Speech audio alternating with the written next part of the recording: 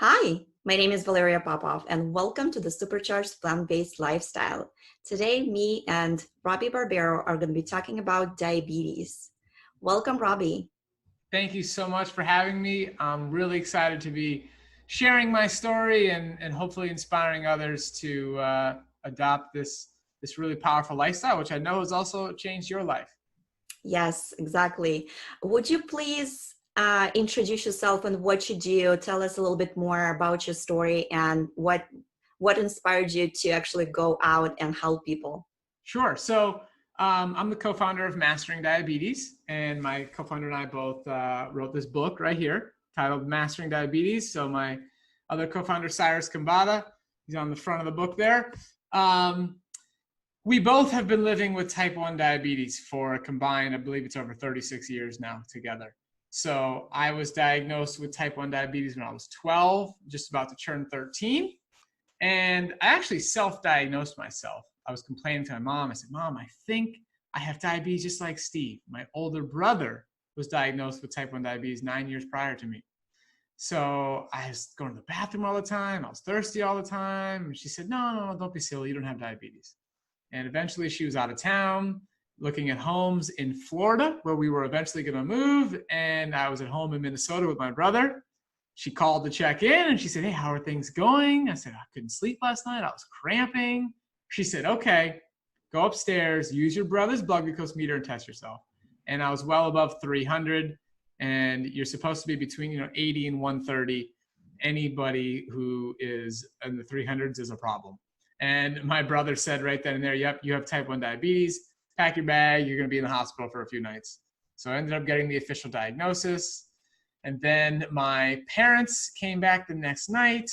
And I remember my dad just saying, look, this is an inconvenience. You can still live a full life and all your dreams can come true. And that's sort of the way my family and I approached this. So at the time I was living in Minnesota, we went to the Mayo Clinic to get the best medical care we possibly could have. I saw an endocrinologist, had a psychologist, a dietitian, and nobody ever told me about low-fat, plant-based, whole food nutrition. So fast forward, now we are in 2020. I've been doing a low-fat, plant-based, whole food diet now for 13 years.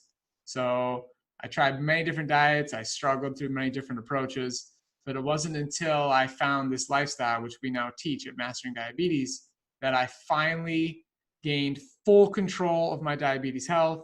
A lot of the symptoms I was struggling with on the standard American diet finally disappeared. I had cystic acne, that went away. I had plantar fasciitis, that went away. I had warts on my feet, that went away. And I would get allergies year round, every year. Whether I took the Nasonex and Claritin D or not, I still got sick. So those went away. And now the only medication I use now is insulin, because if you're living with type 1 diabetes or type 1.5 diabetes, that's an insulin-dependent version where our pancreas has been damaged and we're not producing sufficient quantities of insulin. Whereas people with pre-diabetes and type 2 diabetes, those are initially characterized by excess insulin production. And so that's not likely going to be a situation where the beta cells have been damaged. Most often they're working just fine. So it's a matter of getting insulin to work properly. So that's a quick, short version of my story. And so now with Mastering Diabetes, Cyrus and I have been helping thousands of people all over the world reverse insulin resistance. That is the name of the game. That's what our platform is based on.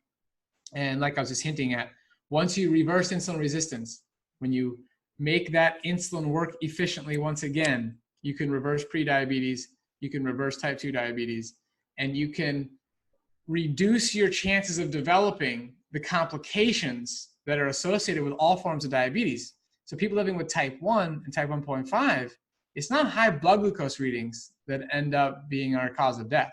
It is actually the complications associated with diabetes.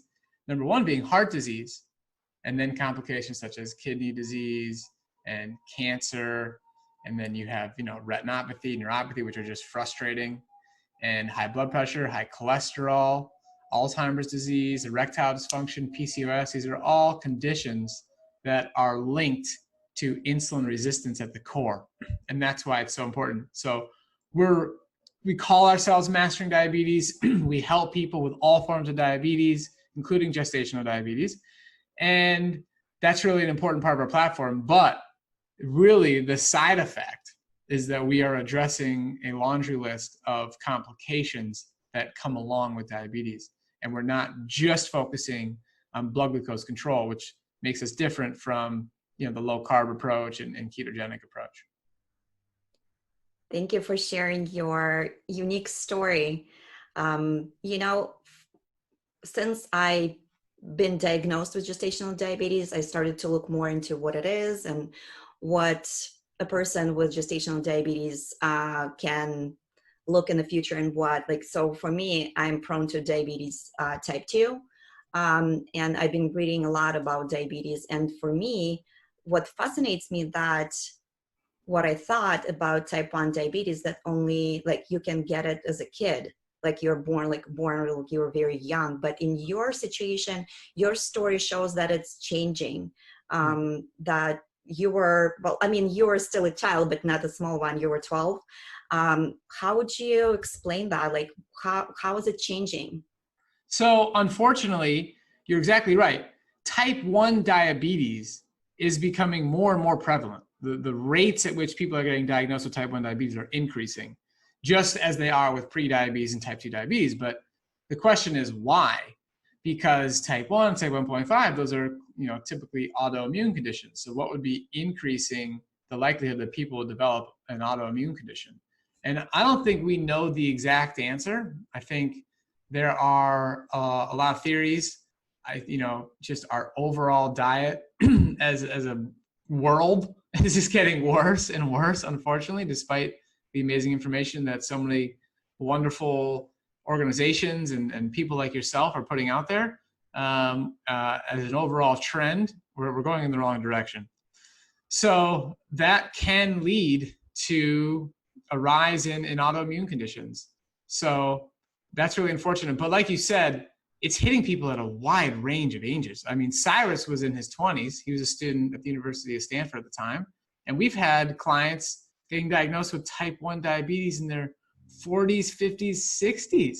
And I'm not just talking about type 1.5, which is a slow onset version of type 1, where beta cell destruction is happening slowly, but full on type 1 diabetes. And you can know the difference based on getting a C-peptide test. So a C-peptide test is a test that measures it's an indicator of how much insulin your body's producing, because C-peptide and insulin are produced in a 1-to-1 ratio, and then they break off. Insulin does its function. C-peptide floats around in the blood for an extended period of time, which makes it easier to test. And if you can know how much C-peptide is floating around, you have an indicator of how much insulin you're producing. A person living with type 1 diabetes will have a C-peptide of 0.2 or less, which is very, very low. Mine is 0.1, which means it's undetectable. It's less than 0.1. That's what the result says. So that's full-on type 1 diabetes, where we are not producing sufficient quantities of insulin. And this is happening at older ages. So we just have to be careful. We have to be diligent. And, you know, there's no question that, you know, this lifestyle we're talking about here can reduce the chances of developing type 1 diabetes. We saw some research from Dr. Neil Barnard on this topic about how animal products can increase the chances of type 1 diabetes. And there's actually a specific bacteria, MAP, in animal products, which has been shown to increase the risk of type 1 diabetes. And again, that only happens when you're consuming animal products. So if you want to learn more about that, we have all the details and the science in our book. Awesome. Thank you.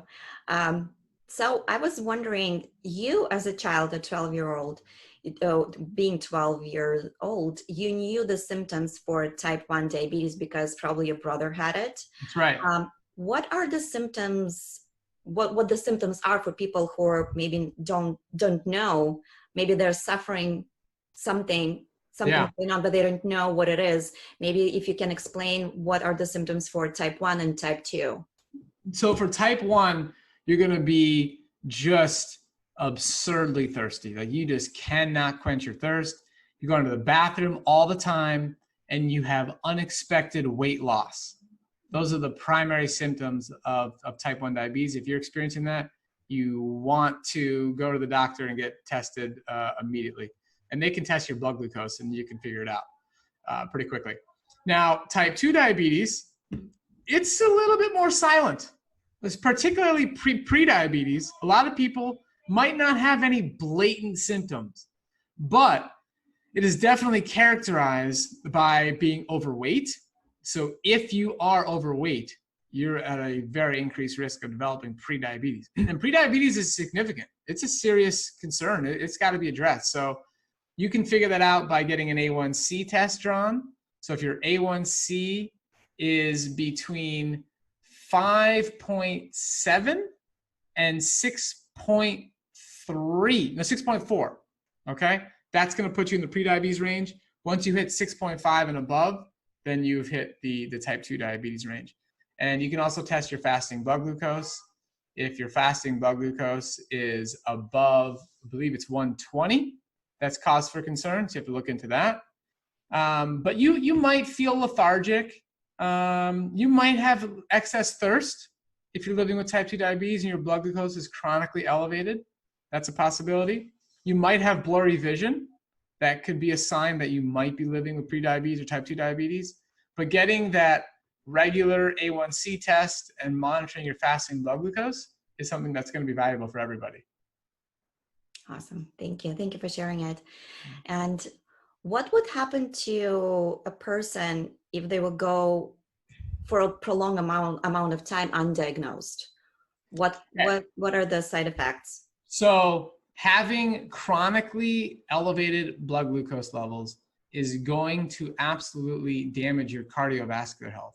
This is not good for your tissues.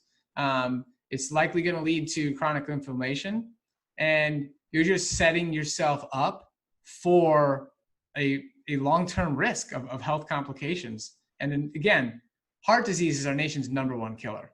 So anything that you're doing that can increase your chances of experiencing, cardiovascular challenges is not good. It's not good. So I think those are the major concerns.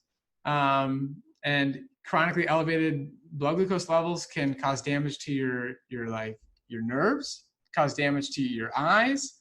Somebody might begin to develop neuropathy, retinopathy. So it's something you want to catch early and take charge of. Yes, thank you. Do we know the cause of type 1 diabetes? Unfortunately, we don't know the cause of type 1 diabetes. I wish we did. That's been part of my mission. And I wrote about this in the book, or I really went in deep into my entire story. But part of the reason I got into all this is I wanted to, and I'm still dead set on this mission, and we're going to figure it out one way or another. But just got to get those beta cells to work again. And so we don't know what is actually causing the harm. So right now we know that there's 5 known antibodies that are associated with type 1 diabetes and type 1.5 diabetes. And these 5 antibodies are, by researchers, the theory is that it's those antibodies that are confused that are damaging the beta cells. They're trying to be helpful. They're trying to, do what they do to defend us, but they're misfiring and they're apparently hitting beta cells. That's a theory right now. We don't know for sure if that's even exactly what's happening. There's some people who talk about, hey, you know what? Maybe those antibodies are fighting a virus, and maybe it's a virus that's doing the damage. So we know that viruses can be a trigger for these antibodies to then appear, and then type 1, type 1.5 diabetes to be set forth. So we just don't know. It really, truly is a big mystery. And if we could figure out what was causing the damage, then, we could, turn things around. But we don't. So there's a lot of hope, in the world of stem cells. And there's a lot of research happening right now. And we're trying to figure out, what would it take? What do we have to do to regenerate those beta cells? Because it's a small number of cells, very small mass, located on the islet of Langerhans. And it's not the entire pancreas that's not working well. The pancreas does a lot of different things. And it's functioning just fine at large. But it's the small subset of beta cells which have been destroyed. And apparently, based on the research that I've read and what I'm aware of, is that it's apparently very difficult to recreate those cells. And there's also some concern that, hey, you know what? Even if you did recreate new beta cells, you somehow found a way to manufacture them from existing stem cells, those antibodies that are present might just kill them anyways. So we're trying to figure it out, but I'm confident we will at some point. Yes, the hope is there. Yes, lots of hope. I like it. Robby, could you tell us what is the type 1.5 diabetes? Okay, so this is a much more prevalent condition than people are aware of. And what's happening is a lot of people are being misdiagnosed with type 2 diabetes when they're actually objectively living with type 1.5 diabetes. And we see this repeatedly in our practice. So type 1.5 is a slow onset version of type 1. And this is where beta cells are being damaged and antibodies are present, but it's happening very slowly. You know, a person living with type 1 diabetes will still have a decent amount of internal insulin production, okay? It's called endogenous insulin production. Whereas the insulin that I'm injecting is called exogenous insulin. I'm injecting it because I don't produce my own. But somebody with type 1.5, they're on the edge, okay? They produce enough insulin to kind of keep them in range, to kind of keep their A1C okay, but not enough to have perfect blood glucose control like you. So, you know, you've completely reversed gestational diabetes. You're in a great place. You don't need medication. You know, you could eat the whole plant foods and your blood glucose is great. Your A1C is great. That's because you have plenty of insulin production. You're not on the fence. And so those living with type 1.5, they oftentimes get confused because in a situation like this, where the doctor said, hey, you have type 2 diabetes, they're like, okay, I read on the internet that I can reverse that. I can control it. That's a lifestyle condition. So I'm going to go change my lifestyle and I'm going to get this under control. And they go and do it. And they're not seeing these results that they're looking for. And one of the big red flags here is if somebody's diagnosed with type 2 diabetes and they're underweight, or they're already at a very healthy, you know, thin weight. That's a big red flag that somebody might be living with type 1.5, not type 2. And we can do some tests to figure this out. So the first test that we encourage people to do is the C-peptide test, which I talked about earlier. And so somebody living with type 1.5 diabetes will have a C-peptide of usually below 2, maybe closer to like 1, and, you know, 0.8, 0.7, 0.5, like that's above that 0.2 threshold for type 1, but it's too low to have, again, enough insulin production to completely maintain a healthy blood glucose level 24/7, even after meals. So it's that C-peptide test. And then if the C-peptide test is off, and that's a sort of a red flag, then we go and get an antibodies test. And there's 5 diabetes antibodies. You want to get tested for as many as you possibly can.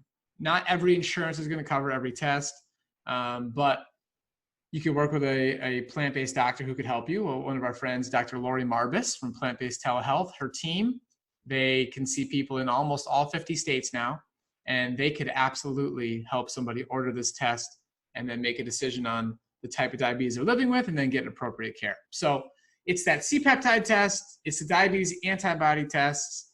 It is, you know, is somebody underweight and still having blood glucose challenges?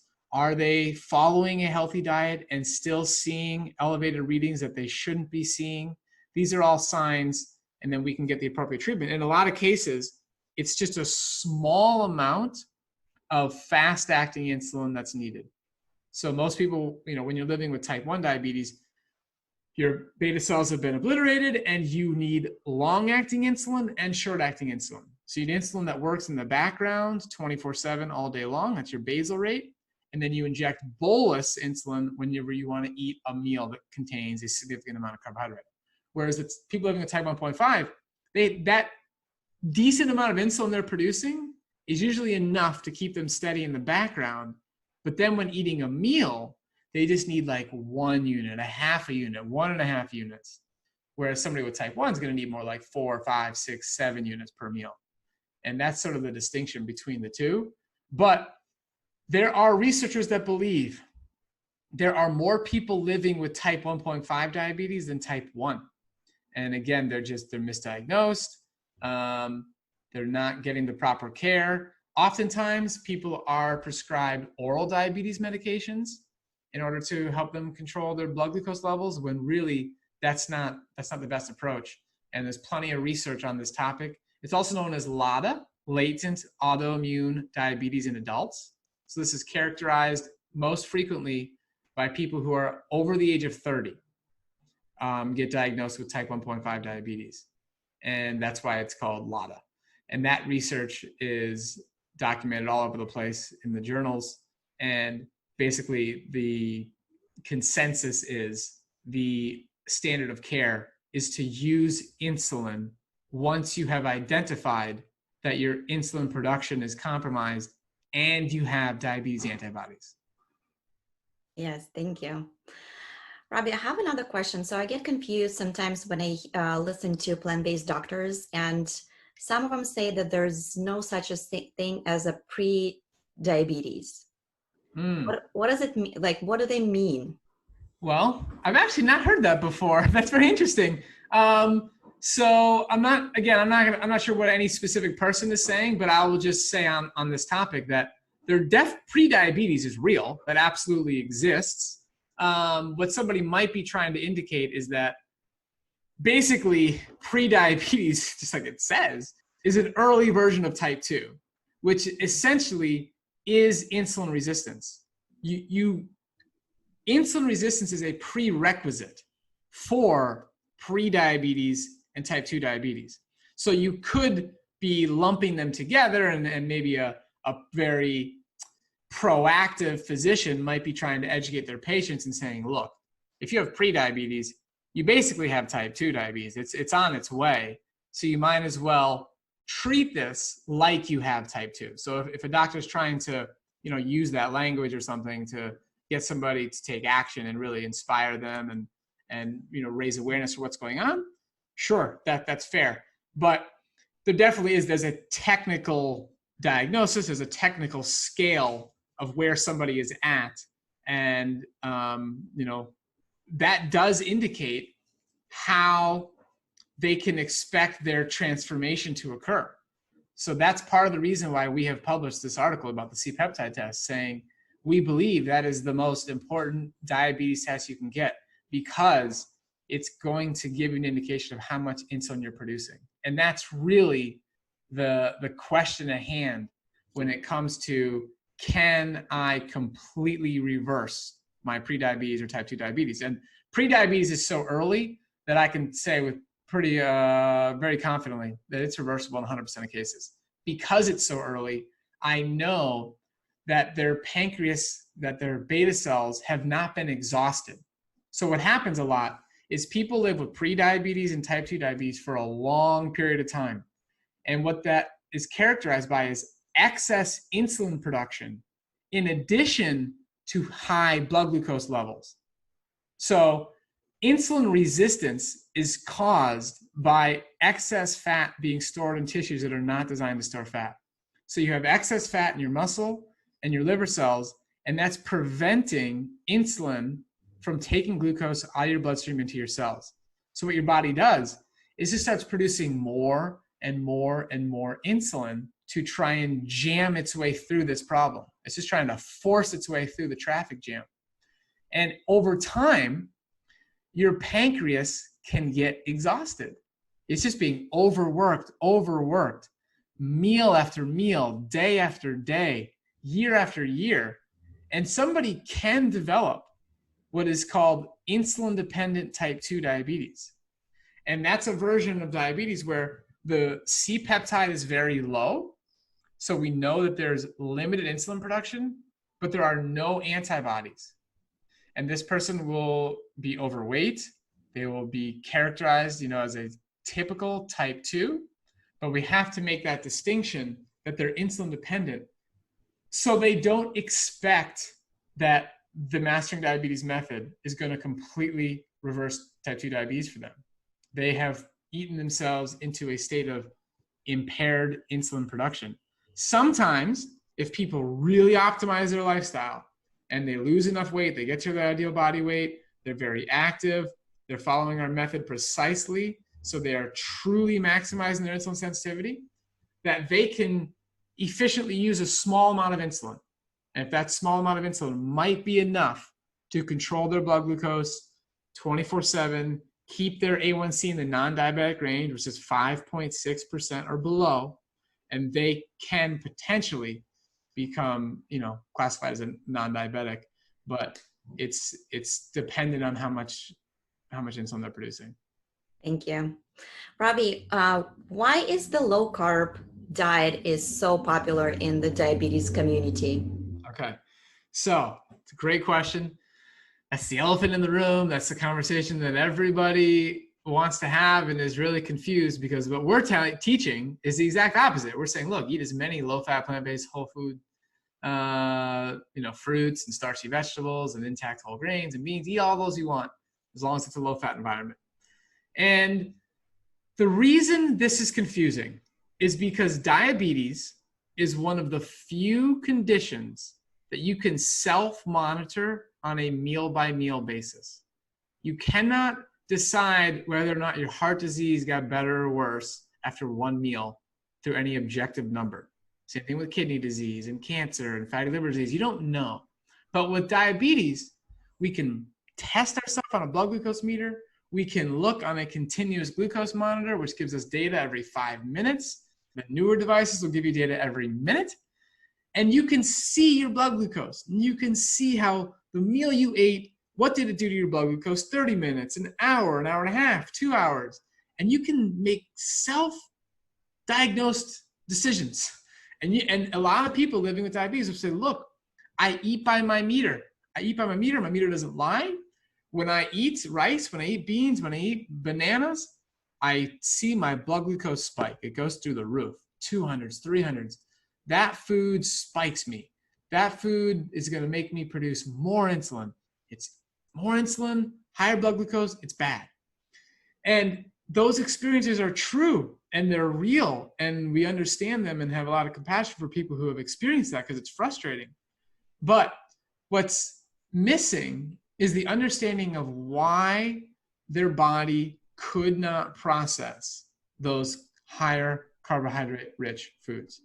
And it's the foods that they ate prior. It's the dietary pattern that set themselves up for a state of insulin resistance. It's not the potato's fault. It's not the banana's fault. It's not the rice's fault. It's the food they ate prior. And as soon as people begin to make lifestyle changes where they reduce their fat intake and they're moving their body and you're incorporating intermittent fasting, you start doing these things that essentially burns away the excess fat that's not supposed to be in your muscle and liver tissue, then you begin to metabolize carbohydrates in a healthy manner, and you can see excellent blood glucose control. You can absolutely reverse insulin resistance with low-fat plant-based whole foods. But the key is to understand you got to reduce the fat that you're eating, primarily trans fat. The secondary problem would be saturated fat, and then unsaturated fat in excess quantities will be problematic. But unsaturated fat in appropriate amounts is absolutely healthy and beneficial. And again, we wrote all about that in the book. We have an entire chapter on this. But the reason the low carb diet is popular, the reason the ketogenic diet is popular, is because it works. It absolutely works for managing your blood glucose levels. And you see people losing weight. And as you lose weight, the laundry list of side effects of weight loss is extraordinary, whether that's reduced blood pressure, cholesterol, triglycerides, a lot of benefits occur. But once you hit that plateau, oftentimes people see those problems coming back and creeping back in when they maintain a low carbohydrate diet. Whereas when you do a low-fat plant-based whole food diet, you get all these benefits. You absolutely get the weight loss. You get better blood glucose control. you get lower triglycerides, blood pressure, cholesterol. But once you reach your ideal body weight, you're not going to see those numbers start creeping back. You're going to stay in the healthy range and maintain it for as long as you don't go back and do the things that caused the problems in the first place. Awesome. How can a person with type 1 diabetes can improve their range and time? Okay, so time and range. This is a brand new topic of conversation that I love to tell people about, because I want you to be the first people to hear this. Hear it from me, hear it from Mastering Diabetes, hear it from Valerie. Valeria. Yeah. Which one do you prefer? Oh, I go by Valeria. Valeria. Okay, sorry. So Oh, it's fine. you're going to hear from Valeria right here on this show, that time in range is more important than A1C, particularly for people living with insulin-dependent diabetes. Because if you're using insulin to manage your blood glucose levels, you can drive yourself low. And if you have enough lows, that will balance out a large number of highs, and then your A1C will look good. And you will think that you are in a good place. But that might not be true. That might not be reflective of your actual blood glucose control. Whereas time in range, this is a number that we can gather from continuous glucose monitors. And these are devices that people can wear. I wear a Dexcom G6 continuous glucose monitor. A Freestyle Libre glucose monitor is very popular now. It's a little more affordable and a little more accessible. But what you can do is you can then have data saying how much time in any given window did you spend between 70 and 180. That's the reference range for people living with type 1 diabetes, that we're looking to stay within that as much as possible. And the goal is to stay there a minimum of 70% of the time. 70% of your day, you want to spend between 70 and 180. And if you can do that, you're going to be experiencing better blood glucose control, which is going to reduce your risk for long-term complications. But also, it can help you achieve a healthy A1C. But this is data that we can only collect through wearing a continuous glucose monitor. And lots of research has been published to see, okay, how are people doing? What can we expect? And on average, in the type 1 diabetes community, somewhere around 50 to 70% is about what people are experiencing. And then you have people like myself, who I'm doing the exact opposite of what you're told to do. You're not supposed to eat large amounts of carbohydrate. If I do, you're expected to take large amounts of insulin. You're expected to have blood glucose fluctuations all over the place, high and low, high and low. But that's not what happens. My time in range is 91%. My A1C is 5.3%. And the amount of time that I spend low is under 2%. And low would be 69 and below. And what that means is my A1C of 5.3% is not because I'm going low all the time. It's because I have great blood glucose control. And the Mastering Diabetes method leads to excellent blood glucose control because we're eating whole foods that are intact. They contain the original fiber and water, vitamins, minerals, antioxidants, phytochemicals, in addition to the fact that we move our body and our body becomes hungry. Like we feel so good, you're so healthy that you want to move your body. And that is powerful. And that's what helps you improve your time in range as well. It's like this synergy of benefits, and it all just works together. You eat the healthy food, it makes you want to move your body, and then moving your body makes your blood glucose easier to control, and you have a better mood.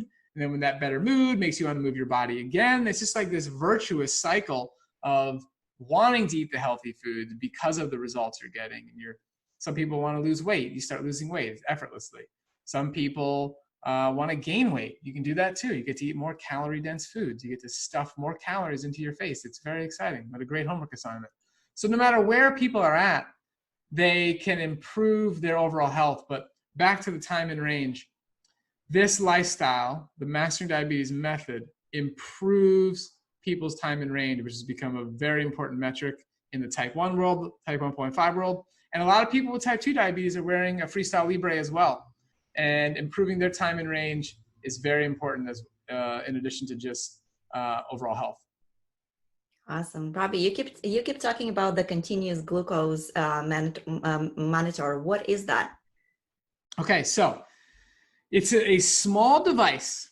And what it does is my Dexcom G6 is attached to my stomach, and you insert it with an inserter. You hit a button and then it pushes it in. And it's actually a very thin, pliable needle that is measuring interstitial fluid. It's not actually measuring blood. It's measuring interstitial fluid. And researchers have found a way to build a formula on whatever they're reading in that interstitial fluid is indicative of what your blood glucose levels are. And it's quite accurate. So you plug in this device, and via Bluetooth, it communicates with your phone or a receiver, and it tells you your blood glucose reading every 1 minute or every 5 minutes, depending on which device you're using. And you see a graph. You see a graph of your blood glucose throughout the day. You can look at trends over weeks or months, and it'll beep at you. So my Dexcom G6, if I'm going too low or too high, it'll beep at me, and it will tell me, hey, it's time for you to eat some glucose because you're going low. Or, hey, you're high, you should probably inject a little bit more insulin. It's a really great way to improve blood glucose control in the sense that you have more knowledge, you have more information. That's what the CGM is allowing you to access, is a lot of data. And before CGMs, people living with type 1 diabetes, all we would do is we would prick ourselves with a blood glucose meter, and we would test ourselves, you know, I don't know, 6, 7, 8, 9, 10 times a day. But that data is just a moment in time. You're not 100% sure. Is your blood glucose going up? Is it steady? Is it going down? If it's going up, how fast is it going up? So now these continuous glucose monitors, they have arrows. Like, you see the trend. And if it's going up quickly, you'll have the double arrows up. If it's going up slowly, it's just one arrow to the right. If it's staying steady, it's one arrow to the right. And then same thing for down. It could be going down slowly or going down rapidly. And it's just fascinating information. They are a little bit expensive right now, but they're definitely becoming more and more affordable. They are becoming smaller, and you get to wear it for about 10 to 14 days, again, depending on what company you have. And then you replace the sensor. And sometimes you have to replace the transmitter as well if you're using a Dexcom G6 like me, and that will last for about 3 months. So the device is, it's a little expensive. It's like a lot of things to keep swapping in and out. It's not like a permanent thing, but it's really helpful and it's very insightful. I wish that everybody living with any form of diabetes could wear a CGM for just a week or 2 weeks, and they would learn so much. We see this a lot with type 2 diabetes patients. They see what's going on and it impacts their decision-making process. Yes, that's fascinating. I love that some technology that helps people, you know, it's a small thing that you don't have to like print your, that's what it was like for me. I hated doing that. After each meal, after each snack, you had to like, you know, draw your blood all the time. That was like, ugh. And then like your skin on your fingers gets thick, and it's just, you can't like do it from like one thing. Like you have to like do it. I mean, it was just. I hear you. That was not a fun experience. So Robby, I want you to share what you eat in a day so people can see what's possible for them. Yes. So people, again, living with diabetes are oftentimes told to limit their carbohydrate intake. And at Mastering Diabetes, we are teaching people the exact opposite. That as long as it's whole, intact, you know, plant foods in a low-fat environment, you can eat large amounts of carbohydrate-rich foods, and they are going to be naturally self-limiting because there's so much water content and so much fiber that it's difficult to eat too much. It's possible, and there's a rare small group of people where we have to like adjust things because they can eat too much, but most people, vast majority of people, you just can't eat too much. It's just, you're going to feel full. You're going to feel full. So I personally, I love to eat fruit. That's my favorite food group. And so in the morning, I will have whatever's in season. So right now I'm having a lot of figs for breakfast. I'm having mangoes for breakfast, papayas, and I like to have greens at pretty much every meal. So I'll include arugula, I'll include some romaine lettuce in there, maybe some spinach, but it's fruit and greens. And then for lunch, it's very similar again, more fruit, more greens. Today I had wild blueberries and bananas and some frozen bananas all mixed up into like a smoothie bowl, but I eat it with a spoon to do it nice and slowly. So I do that. And then I have a pre-dinner meal in the afternoon. I eat 4 times a day, and I have it's usually a small salad. It's like has arugula, tomatoes, scallions, wild blueberries, mango, papaya, something like that. Nice little salad. And then dinner, I'll have another big salad with a lot of vegetables and lots of greens and non-starchy vegetables. And I put some sprouts in there. I have some garbanzo. What's it called? Garbanzo. Garbanzo. Chickpeas, right? Yes, I have some garbanzo sprouts, which I purchased recently. And those have been fantastic. Also, mung bean sprouts. I've had those. I'll put some onion sprouts in there, and then romaine lettuce, arugula, more tomatoes. Like right now, stone fruits in season. So nectarines, peaches, plums, pluots, foods like that. I'll put in a dinner meal, and they add so much vibrant color. Some carrots in there, celery, just a lot of greens and vegetables, and put some spices on top. Maybe throw in some herbs in there. So it's really delicious, but I'm getting my calories, my energy is coming from whole fruit at every single meal. And I just love it so much. Yes, absolutely. I love your menu for sure. From what I understand, you don't do anything cooked, right? You're more of like raw, or you sprout. Do you sprout yourself? Yeah. So I personally, I've been doing that for over 13 years now, and it's just sort of built a habit out of it. And I live in Southern California, where I get access to the most amazing produce, and I just love this lifestyle. So it is true. I technically eat like a raw food diet. But it's not something I emphasize or talk about too much. So people who want to do it, sometimes they see extraordinary benefits. They get really really rapid results, and it can help when somebody's really suffering from a chronic condition. One of our great testimonials, Sana, reversed stage 3 kidney disease, doing a mostly raw food diet that really helped her out. So it can be beneficial, but it's certainly not required. And we teach people to eat a whole range and a wide variety of all the different food groups, and really encourage that diversity in people's diet.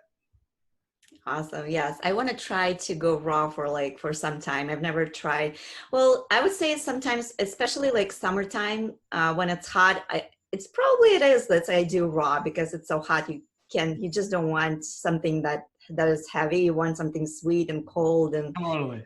yeah, but it's very interesting how you can do it like winter time. Like it's something that is I would experiment with. So I have a couple of questions for the audience for you. Sure. So Jillian Miller, she loves your book and she watched your webinars. So questions are, so am I hurting myself by not taking my Novolog insulin if my blood glucose is 90 and dropping? I take my 18-20 units of Lantus daily and want to lower this too. Is that safe? I am a type 1.5 diabetic. Okay. So what we would encourage anybody in a similar situation to do is fill out decision trees. So you can Google Mastering Diabetes Decision Trees. You can also, it's a link in our book where you can go get them, and we talk about them in here. It's one of the major components of the Mastering Diabetes method. But the only way to answer that question of like how much insulin is appropriate is going to be based on data that she fills out on her decision tree. So she's going to eat those meals. She's going to write down, okay, my blood glucose was 90 and going down beforehand, and then I ate the meal, and then what happened 1 hour later, 2 hours later, 3 hours later. You want all 3 of those data points. And if for some reason that she's going very high, if she's spiking to 200, 250, then that's an indicator that she might need some fast-acting insulin to cover that particular meal. But again, it's going to be based on that meal. How much carbohydrate did she consume there? Maybe when it comes to a salad meal, maybe she doesn't see that spike and she doesn't need extra insulin. Whatever amount that she currently has is enough. So that mealtime decision of what to do for somebody living with type 1.5 is going to be 100% based on decision trees and data. And again, somebody like Dr. Lori Marbus and her team at Plant-Based Telehealth, they're going to be the best people to help with that. We're not doctors at Mastering Diabetes. We don't prescribe medication. We don't change any prescriptions. We don't adjust insulin. We teach you how to work with your doctor and also how to use decision trees to make empowered decisions. So everybody with type 1.5 and type 1 diabetes for sure have been given permission by their doctor to make your own adjustments. You couldn't live with type 1 diabetes and have to call your doctor every time you need to make a decision. So we're going to take that empowerment that you've already been given by your doctor, and we're going to empower you even further through decision trees so you know exactly what to do. And it's a very formulaic process here. It's a formula, and you just document the data. You do exactly what the book teaches about decision trees, and you fill in, the carbohydrates you're consuming, the fat you're consuming, and you will then see the interplay between your dietary decisions, your physical movement, your medication use, and your blood glucose control. And you take those insights into the next day, into the next meal, and you adjust your decisions until you're getting the results you're looking for. Yes, thank you. And I think she said that she loves your book, so she read it. Good. Okay, good. So yes, she's got to just fill out those decision trees and yes. So also she said that my diabetic educators, nutritionists have told me and my spouse to never eat fruit. Why won't they and my endocrinologist listen to what I've taught, what you taught her through the book? And she says that her diet is mostly plant-based. Should she just switch her doctor? Yeah, that's really unfortunate that you're having to experience that. I'm sorry the person's going through that. But yes, I think the answer is find a doctor who is understanding of this research and knows how to support you through it. So plant-based telehealth is a great option, but there are other doctors as well. And you can find a new doctor, or if you wanted to engage with that doctor, you could ask them, hey, can you please show me research about, diabetes and fruit intake?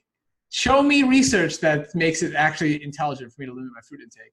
And they're not going to be able to come up with anything, because when they go look at the research, they're going to see that actually fruit intake is associated with better blood glucose control, whole fruit intake. And that's consistent across the board. So she could use our testimonials on our website. She can use our book. She could just do it herself and be a living example. She's got options. Cool. Thank you so much. So another person shared that she's type 1.5 diabetes and experiencing weight gain in abdominal area as well as bloating. And she thinks it's because of her insulin injections in combination with the blood pressure and cholesterol medications. Mm-hmm. Okay. So oftentimes people, again, I can't speak specifically to this woman's situation because I don't know the details.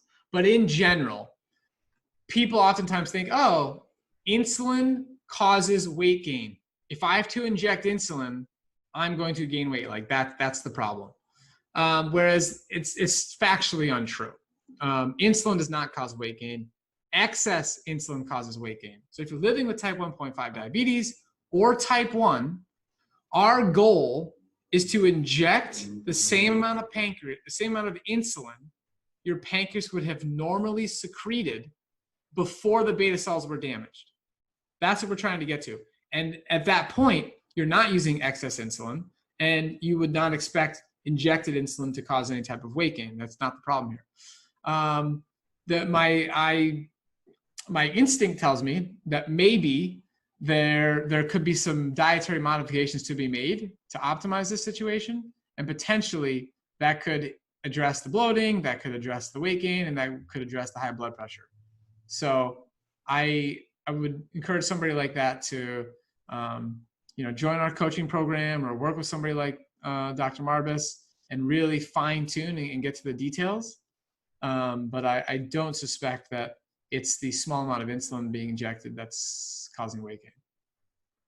Thank you. Thank you. Thank you. That's what I thought too. I was like, there's no way. Yeah. There's something going on. So Catherine Dollar, she has a friend who has been dealing with type 1 diabetes for 20 years. He has trouble managing tweaking the insulin doses, and he has other health issues that have been getting worse over time, such as migraine, dizziness, balance issues, chronic debilitating like fatigue, and neuropathy. And she hopes that the entry will help him to, I don't think he plant-based at this point. So yeah, a lot of symptoms. Yeah. So I'm sorry. See this again. This was her husband? That's her friend. Her friend has all these symptoms, and we're hoping that she can inspire the friend to change their lifestyle. Yeah. So, that's one of the most challenging parts of finding out about plant-based nutrition is gaining the knowledge, having the insights, like it makes sense for you, you apply it, a couple friends apply it, it changes their lives, but then other people you love and care about so much just don't get it. Like they just don't see it the way you see it. And they don't believe it. It doesn't seem important to them. They don't want to do it. And you see them suffering and you're like, oh man, I love you so much. I hate seeing you suffer, but they don't want to make changes.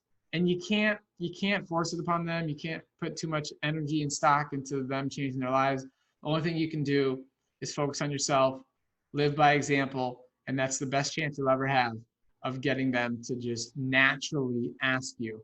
I don't push this on anybody ever, anywhere.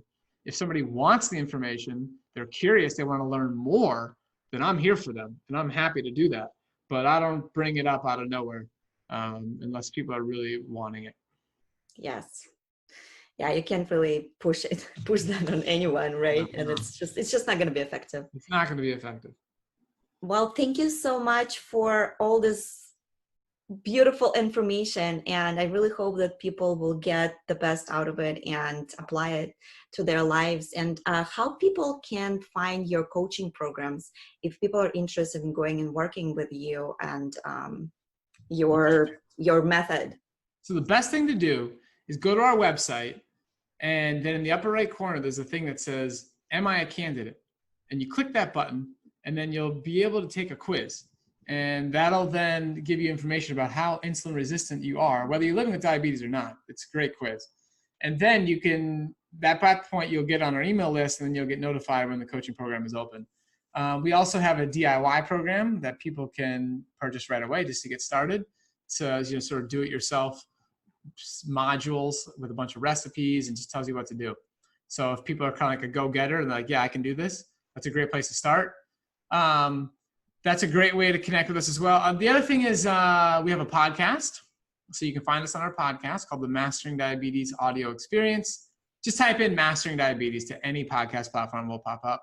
We're very active on Instagram at Mastering Diabetes. We're active on Facebook. We have YouTube. Just type in Mastering Diabetes to those platforms and you'll find us for sure. And definitely grab a copy of the book if you want to learn more. So the book is available where all books are sold. Amazon, Barnes & Noble, international delivery through Book Depository. It's actually free shipping. It's incredible. I don't know how they do it, but they will ship the book anywhere in the world for free. And we also read our own audiobook. So if you want to listen to it while you're exercising or doing dishes or doing the laundry, then the Audible version is a great place to go. The Google Play Store has it. So the book is everywhere. We're really, really happy about it. We had a great publisher, Penguin Random House. And we hit the New York Times bestseller list. So that was exciting. But most importantly is just to see the book reaching a lot of people and the results that have come in. I mean, the testimonials from people who have just read the book is really, really gratifying. Yes. Thank you so much, Robby, for your time and for your information and your dedication to human health. Thank you. Thank you so much. I really appreciate it. You're doing great work. I think your story is just an incredible, incredible example of what's possible, because I think a lot of people are scared of what to do while they're pregnant, and you are just such a reassurance for what can be done, what's possible. And you did it. You reversed insulin resistance, therefore you reversed gestational diabetes. You did it, and it's something to be really proud of. And I'm just glad you're doing this and getting this information out there. So thank you for all your hard work, and keep going. Thank you. Thank you. Thank you. Thank you. Yes, I want, that you mentioned my pregnancy because I want to inspire people. Like, imagine me being pregnant and doing it. What's stopping you? Yes, I love that. What's stopping you? What is on your way? Think about that. So, Yeah, and go ahead and try it and see what difference it's going to make for you. Thank you. that's beautiful.